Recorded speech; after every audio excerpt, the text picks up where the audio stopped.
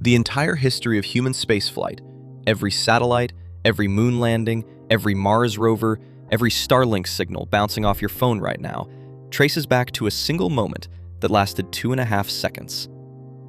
2.5 seconds. In a cabbage patch. In Massachusetts. And nobody cared. Here's the thing about the moments that change everything.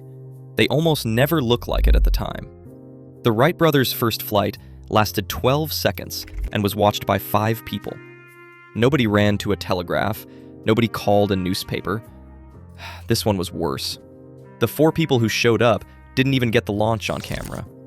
And the scientist at the center of it went home and wrote 3 sentences in his diary. That scientist was Robert Goddard, and what he did that afternoon in 1926, what nobody noticed, is the reason humans have ever left this planet at all. I want you to hold that for a second. Not the achievement, the invisibility of it. Because I think we have this idea that world-changing discoveries announce themselves, that there's a crowd, that someone is keeping score. There wasn't. There almost never is. That's what this channel is about. But let's go back to the cabbage patch. Robert Goddard was a physics professor in Worcester, Massachusetts, quietly obsessed, privately convinced that rockets could one day leave Earth entirely. The scientific establishment thought he was a crank. The New York Times, the same newspaper that would eventually cover every moon landing in breathless detail, ran an editorial essentially saying Goddard didn't understand basic high school physics, that rockets couldn't work in a vacuum because there was nothing to push against. They called him Moon Man, not as a compliment. He kept working anyway, filed patents obsessively, had a lawyer notarize his lab notes every single afternoon. He knew what he was building, he just couldn't get anyone else to see it. I find that detail genuinely interesting, not the genius part, the paranoia part. The fact that he was so certain he was right, and so certain nobody would give him credit, that he built a legal fortress around every experiment. That's not confidence. That's someone who's been laughed at enough times to stop trusting the room.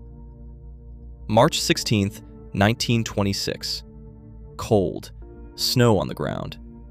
Goddard drove out to his aunt's farm with his wife Esther and 2 assistants. They carried the rocket in pieces and assembled it on site, next to, yes, a cabbage patch. The rocket was named Nell. About 10 feet tall, weighed almost nothing. Fueled by gasoline and liquid oxygen, because liquid hydrogen, the more efficient option, simply wasn't available. Goddard used what he had.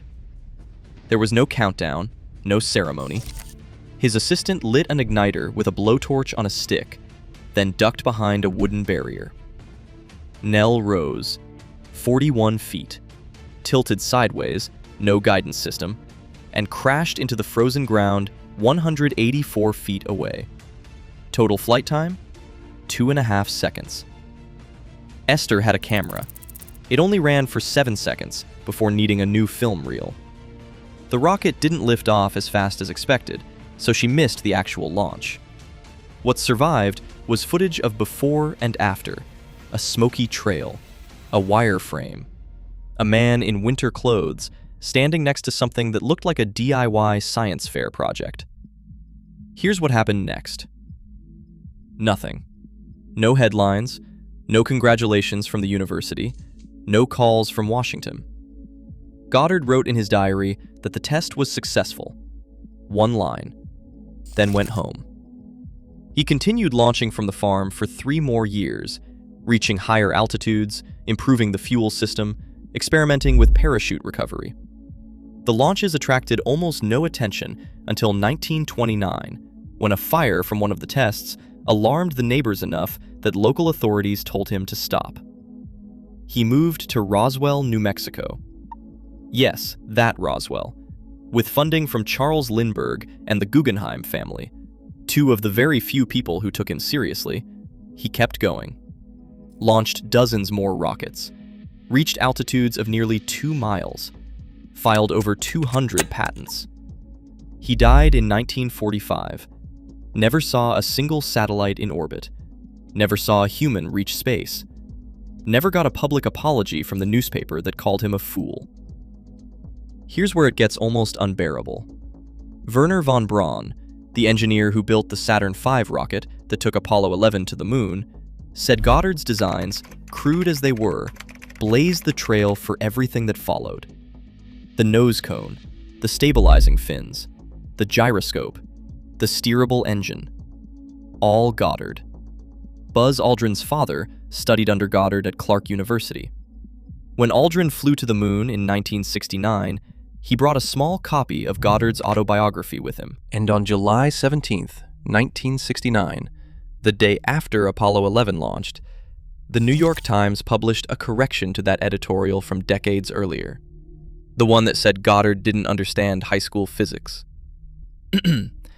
They wrote that further investigation had confirmed rockets could indeed function in a vacuum. The Times regrets the error. 24 years after he died.